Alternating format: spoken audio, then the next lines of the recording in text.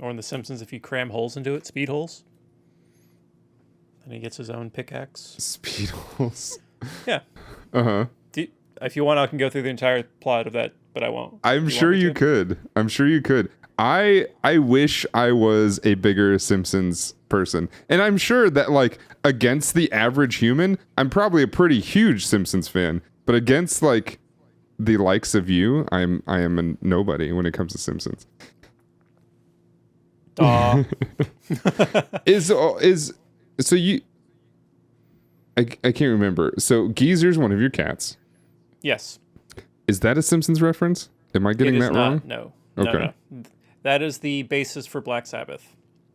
Geezer Right. brother. I see. All right. And Dennis, the other beautiful kitty. That's just Katie wanting to name a cat Dennis. Dennis is a good name. It's a good name. Have the Simpsons ever done a Fast and the Furious episode? I was actually thinking about that today, and I meant to look it up. Because, I mean, Homer getting into street racing, that's a plot right there. Absolutely. It's gotta be. I feel like Lisa might be the one to get into street racing.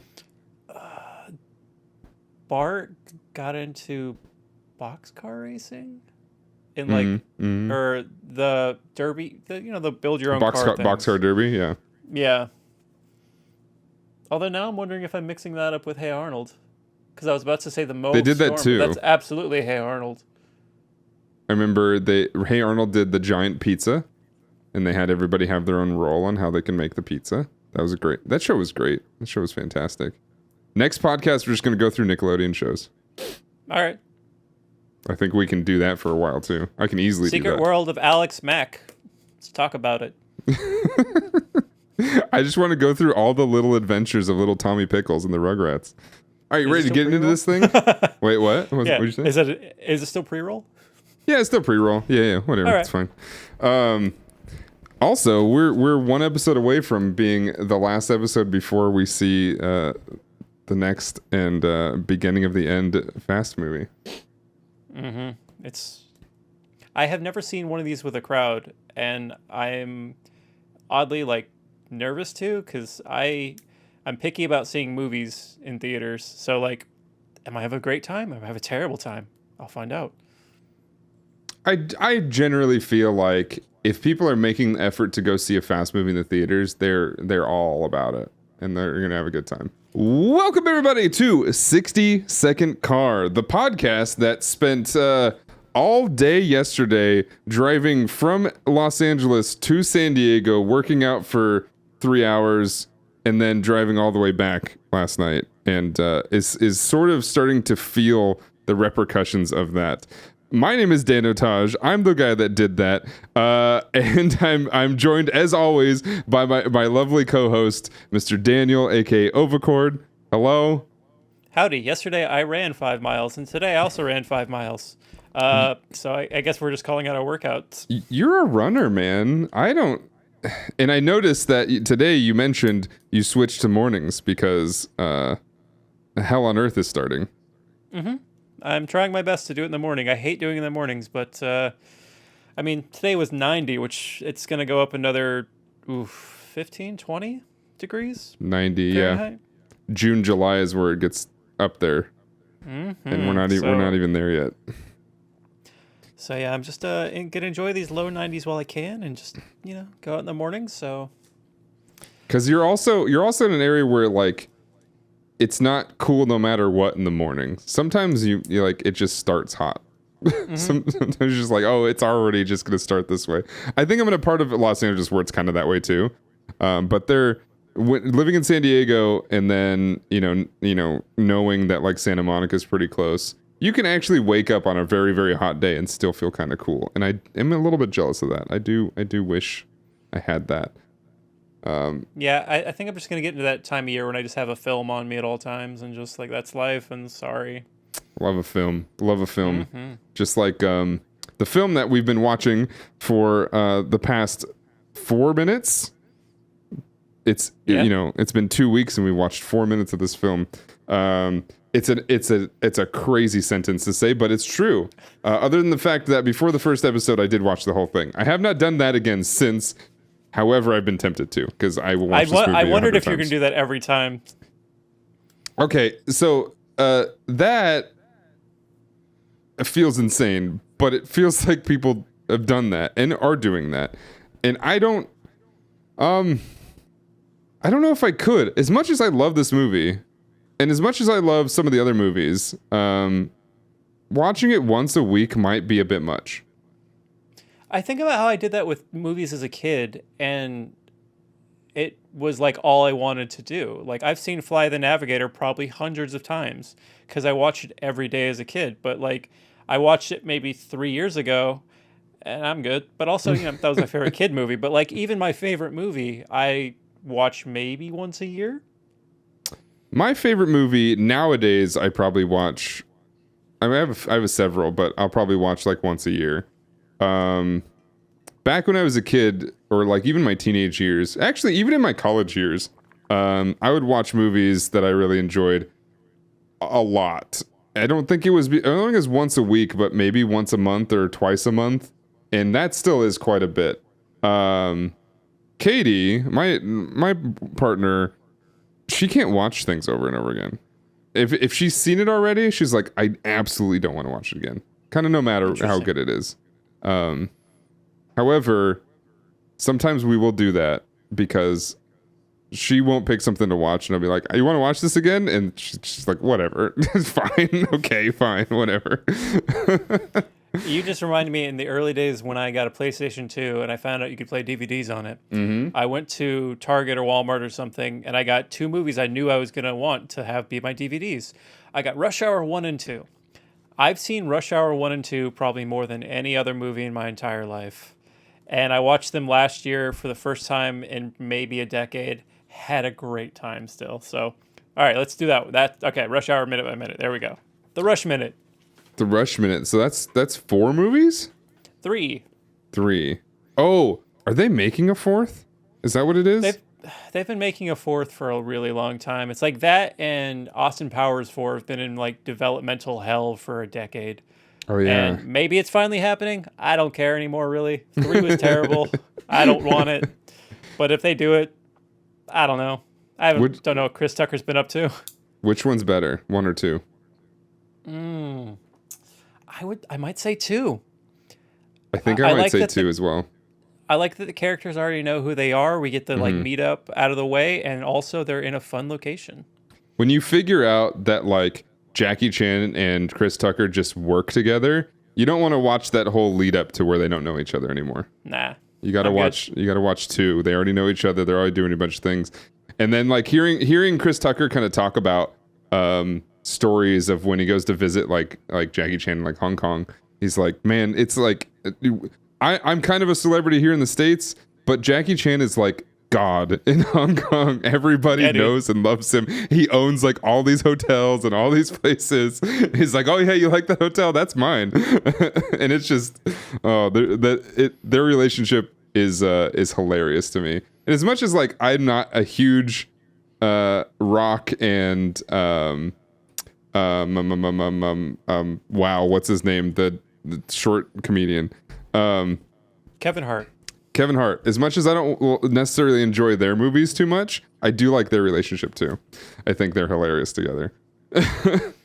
I don't think I've seen a Kevin Hart film. And Chris Rock, I've probably seen 1, like where he's the lead. Chris Tucker? You said Chris Rock earlier. Did I say? No, The Rock. Sorry, The Rock. Oh, The Rock. Yeah, I've seen a bunch of Rock movies. Yeah. Sorry, I thought Chris. I just said Chris Rock. Tucker to Chris Rock. Yeah, right. I just said Rock. That's my fault. That's on me. Okay. The Rock, of course. Rock, you're not on fake name basis with him? No. I don't know why I said that. Fake nickname basis? Hey, producer, can we cut this out? Oh wait, no, I'm editing this, aren't I? Can we get a producer? Can you think a producer work for free? Oh man, that'd be nice. Because I could do all this production. I just am so slow at it. I am so incredibly slow. It takes me forever to do everything. As Daniel will know, as we're getting set up for this, I'm like, why isn't this working? Let me spend 5 minutes just blankly staring at it, see if it'll work later. And again, this was all your idea as was dropping 3 a week. So you're just making work for yourself. Doing the 3 a week part isn't the problem. I can do that. I upload videos every day. That's like just the routine at this point. For some reason, as we mentioned before in the last episode, is every time I go to get started with something, nothing's ever the same anymore, and it is not. I have to reset it up. So that's just, technology and me. As much as we work together every single day, don't get along. It just doesn't work.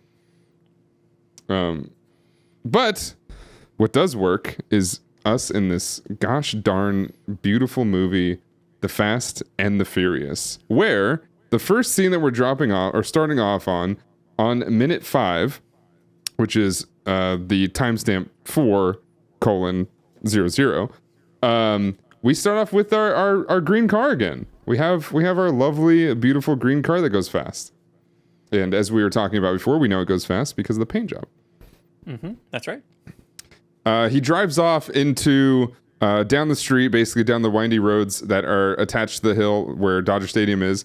For anybody that knows, it's a fun little drive, and he drives. And the next scene, it's a totally different car, but it's the same guy.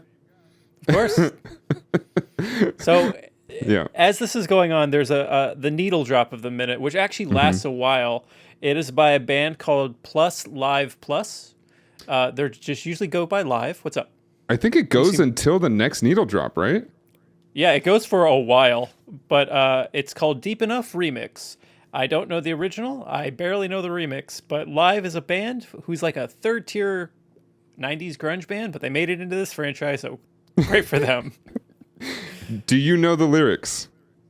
Oh, nope, sure don't. Do you? For everybody listening, I wrote down the lyrics. Yes. for the needle drop here. The lyrics go, we hit the room. I think he says room. We hit the room, me and my crew, and it was cool until we bumped into you. Just that's line by line. That is the first 20 seconds of the song. So the band Live is a band that I have actually seen live. Mm-hmm. Live.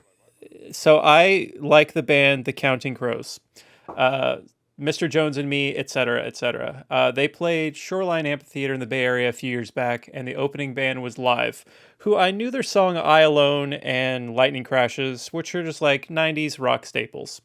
They were fine. They put on a decent rock show. For a band who was obviously the opener, I thought it was ballsy of them to pretend to have an encore. They played probably 45, 50 minutes, and 10 minutes till the end of their allotted set time. They leave the stage and come back. But, there's still plenty of time. The headliner's not even there.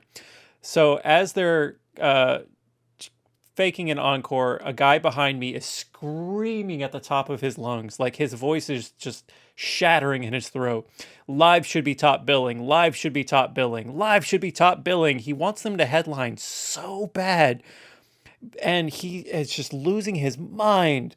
And throughout the last 2 songs of their set, which were Lightning Crashes and I Alone, he's still just shrieking. So I don't know what those songs sound like live, because I know that guy's a remix. And to my knowledge, they did not play Deep Enough. So I don't know if this is a hit. I don't know if this is a deep cut, but it got remixed for this movie. And he and his crew having a good time? Fun time? It was cool until we bumped into you.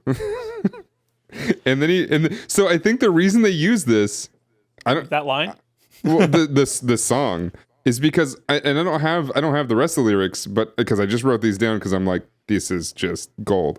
I think he's talking about a woman, and then he describes her as a Mustang and how she shifts into gears and she's fast and red, and I think either he's talking about a woman or he's in love with a car. I don't remember, I can't tell, or a horse, yeah. But yeah, it says so again. Let me read this again. Let me see if I can get into the character. We hit the room, me and my crew, and it was cool until we bumped into you. Crew and cool, ballsy rhyme. I would say it's not a rhyme, but again, all my music's instrumental. I think he says it "coo," like he doesn't say the L, and maybe "crew" and "coo" works. All right, but it's room, and then crew, and then cool, and then you. So crew and you, maybe there's the rhyme, but room and cool, those don't rhyme. No. Neither does crew and cool. I don't know, but if you could listen to that, anybody listening now, just pull that on. You can pause the podcast, whatever. Just pull that first piece on, or even listen to the whole thing if you want. Imagine Paul Walker rolling up in his red truck, his Ford truck, listening to that. Is it implied that's what he's listening to? Because that seems like something he would listen to.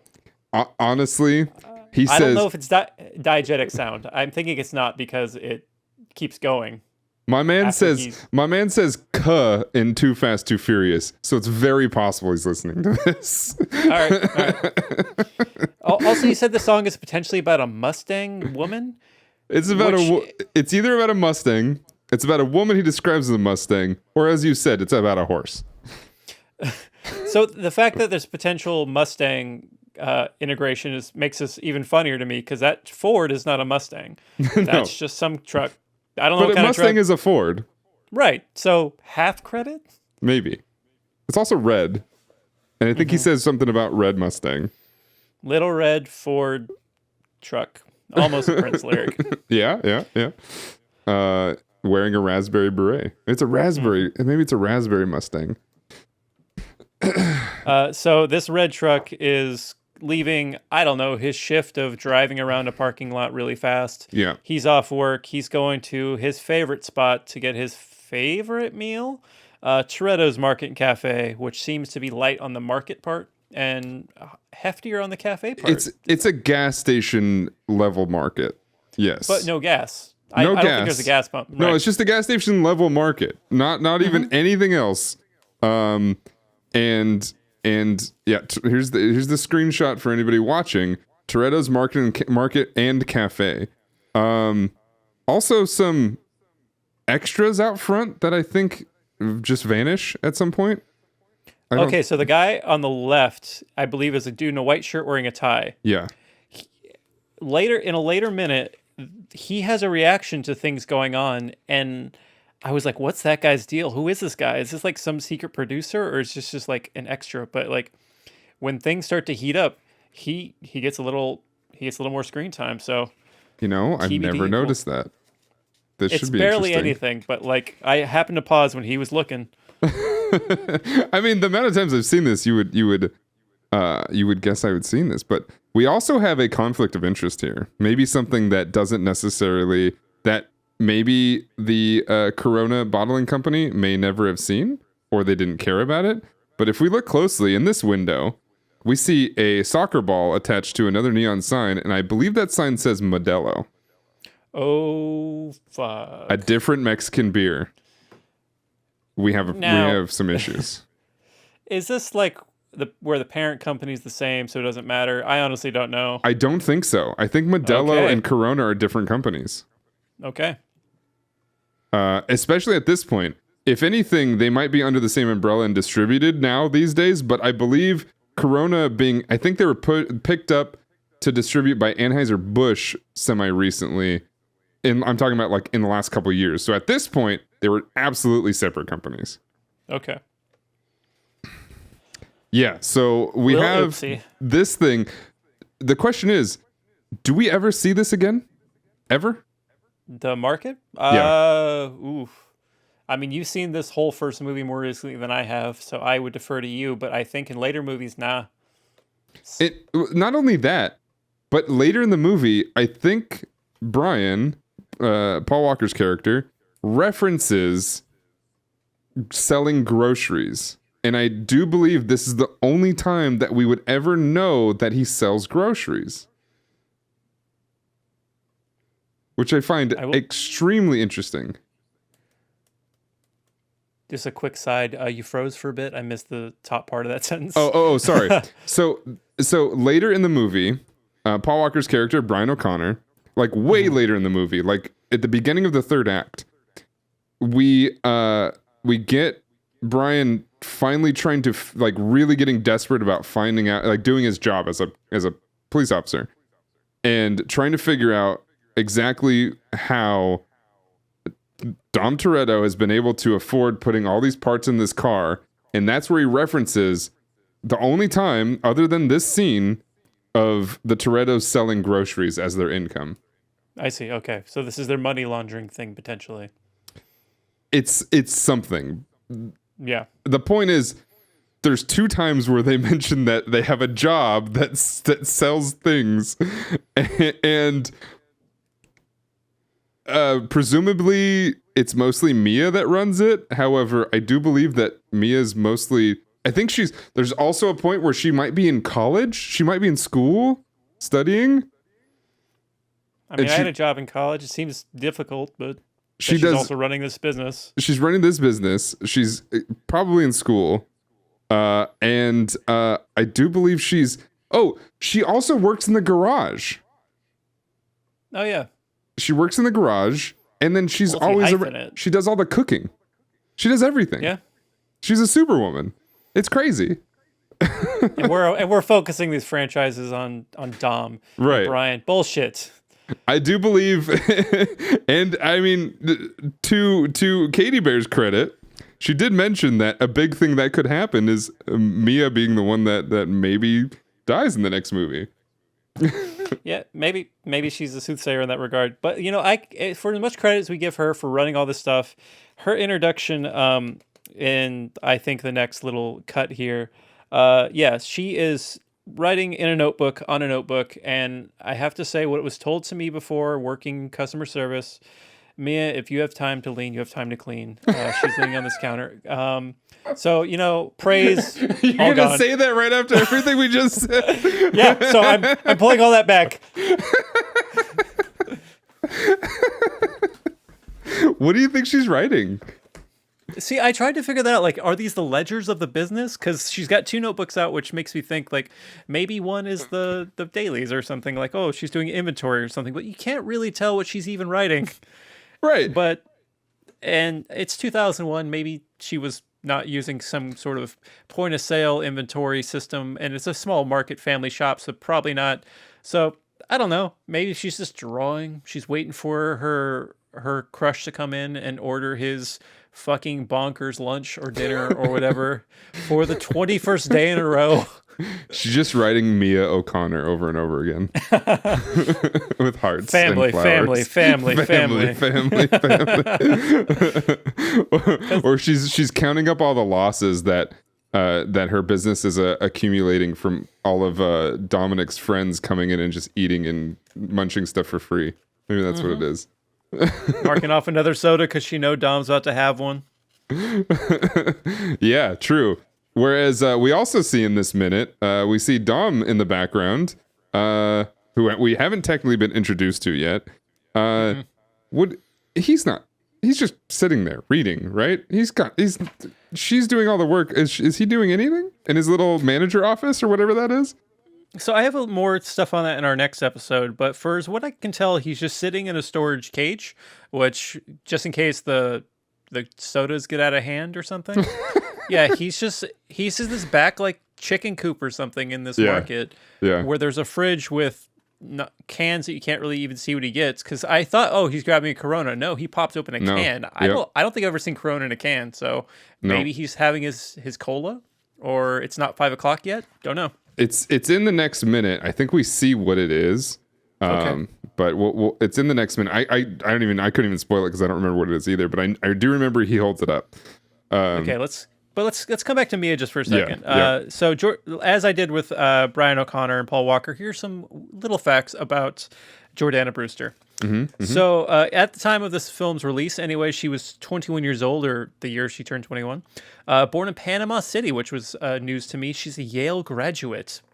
So she has the Mia gumption that get out there and get your degrees and shit. This is her 3rd film role overall, after The Faculty in '98 and some other movie that I forgot to write down.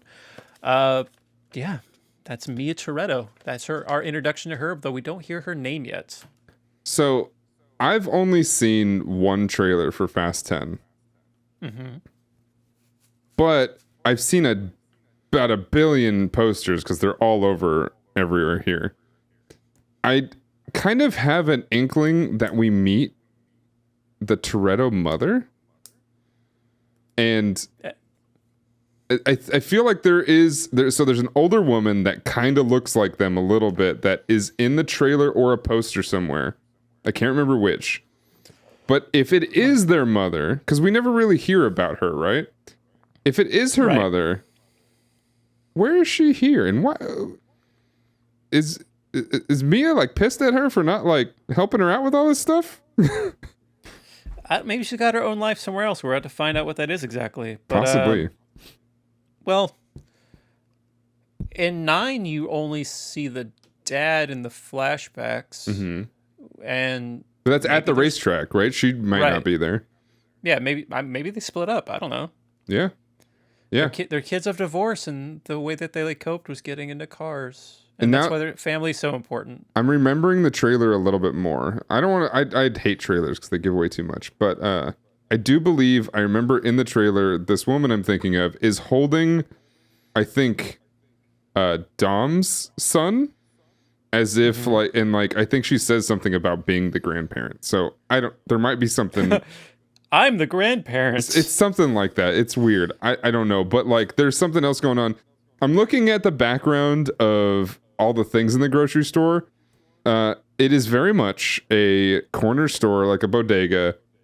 Very much. I mean, it's got garage or gas station coolers. I'm gonna scroll back one here. I do believe there's a different amount of sunglasses in the sunglass rack in both of these shots. I don't know. Oh, probably. Oh, probably because I think one of them does pull out sunglasses in a future scene, which means that it's probably easy for continuity errors to happen. Right. But yeah. So anyway, he comes in and she repeats the order, which did you have there? Of course. His order, which I wanted to point out what I feel like are classic lines in the series, and this might be the first one. His order, which of course is tuna on white with no crust, which is his sandwich order. And then he asks her, "How's the tuna?" How's the tuna? And then it's bad, and it has been for the last 3 weeks that he's been ordering. He's been getting the same tuna sandwich for 21 days. I get he's undercover, but like there's got to be something else. He even says he likes the tuna. No, you don't. It can't. I mean, I would like to believe it's every day because it feels like there is something obsessive about Brian here. But there's no way she works every single day, right? All of those 21 days. You said she's the backbone of this entire business, so maybe she does. Yeah, that's possible. So for 21 days, he's coming in after his shift at the car part shop where he also lives, by the way. And then has a tuna sandwich, no crust. Just one tuna sandwich, no crust.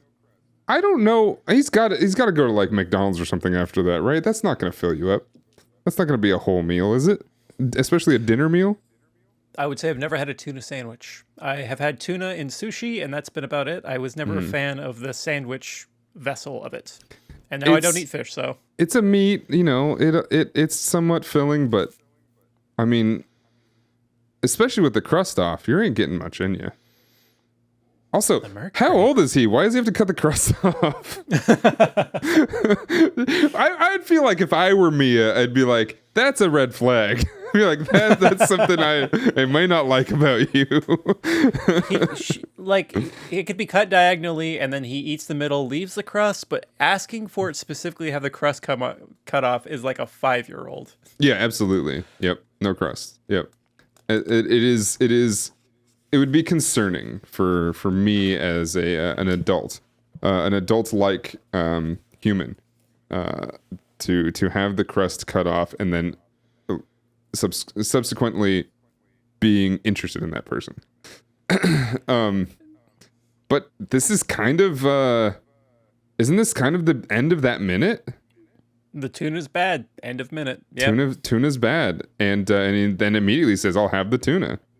So like, that's flirting, right? I'm not a flirt master, but that feels like that's decent flirting. But then It's funny because my last note for this minute is the word flirting with a question mark. So I think it I don't know works. either. I think it's somewhat charming. It's childlike. It's whatever. But here's the thing. As a professional undercover police officer, we're already seeing that he is making a cardinal mistake of being into the sibling of the possible mark target. Right. So like the whole thing where, later they start questioning him about whether or not he's going what is it? Local, not local, but whatever it might be. Turning on his police brethren. He's been setting that up since the beginning. There was not really anything to doubt that. That was always going to be the case. He rolled up. He like, all right, I'm going to infiltrate this gang. It'll be great. He meets Mia. He has the best terrible tuna sandwich. He's gone at this point. He's already gone. He's a lost cause. Everything that happens from here on out, it's set. But, we got to have a movie to get there. But this Also, dude's done. Specifically, they're not a gang. They're a team. They call themselves a team. They just like they're not not a gang. I just the whole cha-cha-cha scene.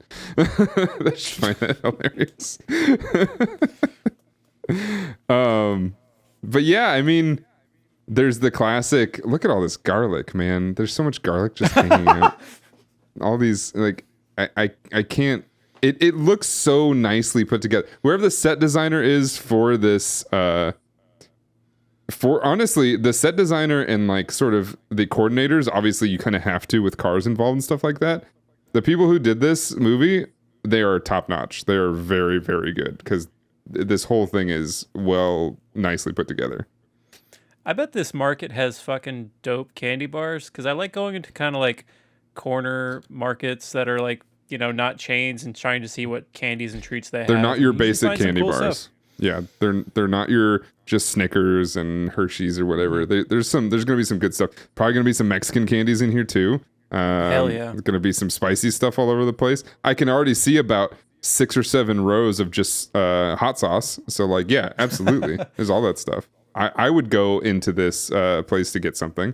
Absolutely. I bet the coffee's terrible, but you get it anyway. The cafe side of things. I don't know about you. I love terrible coffee. Yeah, I'm an iced coffee guy, but if it's cold, I'm down. I will go into a diner if the setting matters, right? But if I'm in a diner or like a place like this, and you hand me a extremely sturdy, looks like you could throw it across the room and nothing will happen, ceramic white, nothing on it mug, and you pour a crappy cup of drip coffee in a pot that may have been sitting there for a while, I will be in heaven. That's my favorite thing. Anybody my dad, man. I also love your dad, so it makes sense. But like anybody who wants to know more about me, if you want to take me out and have me be a happy little boy, a diner with coffee and like an omelet, and I am set. I'm maybe a little bit of hash browns. I'm set for the rest of the day. I will be a happy camper. Beautiful. Yeah, go ahead. I was gonna wrap it up. What do you got? Nah, nothing. I was going to say I don't like eggs. That's it. But that's not for no reason. Fuck eggs. But there you go. I get it. Kate doesn't like eggs either. That's where you two get along. That's the way. That's the way. Not the many, many, many years of just being awesome friends and loving each other. Nope. Oh, you don't like eggs? Let's be friends since you were 15 or something. Yeah. We'll definitely. That's for those listening. That Daniel and my Katie have been friends forever. It's been a very long time, which I think we covered in the first episode, but I like repeating it. But yeah, that is minute number 5 of The Fast and the Furious, the original from 2001. I think Excuse we covered... me, not the original. Sorry. On a note about the original. Yes, please tell me more. A little bit more. God damn it, did I lose it? That would be annoying. I never heard of such an original. So if we're talking about the original, you Jack. So the next line we have so after Frank drives off with Connie in her Jaguar sports car, and he realizes she's very tough. The mutual struggle soon leads for the two of them to fall in love.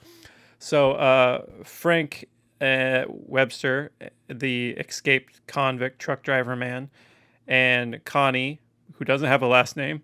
Oops. Wait, is this the inventor of Merriam-Webster dictionary?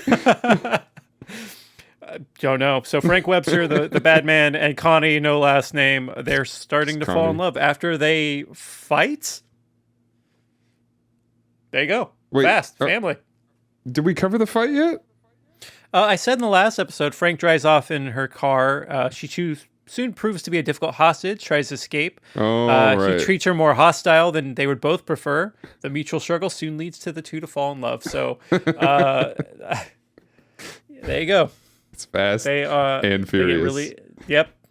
She's fast. He's furious. They both are into it. They're both a green car. Wrap this one up, please. that has been minute 5 of the Fast and Furious. Apparently not the original, but from 2001, starring Paul Walker, first build, and Vin Diesel. I have been Danotage. We've been streaming this live on twitch.tv/Danotage. Most people call me Dan. This is recorded video style and put onto youtube.com/Danotage. Every Sunday, Tuesday, and Thursday they come out. And I like to do it early in the morning so that most people that want to get ready for the drive to work, or if you're downloading this on Sunday to listen to your Monday drive, that works too. You can download this through YouTube and listen to it on the YouTube version, because this is also in the podcast section of YouTube. Or you can download your favorite or use your favorite podcast app and get it there. We are 60 Second Car, the number 60 Second Car. You would probably know that if you're already listening to this. I don't know why I'm saying that, but we are.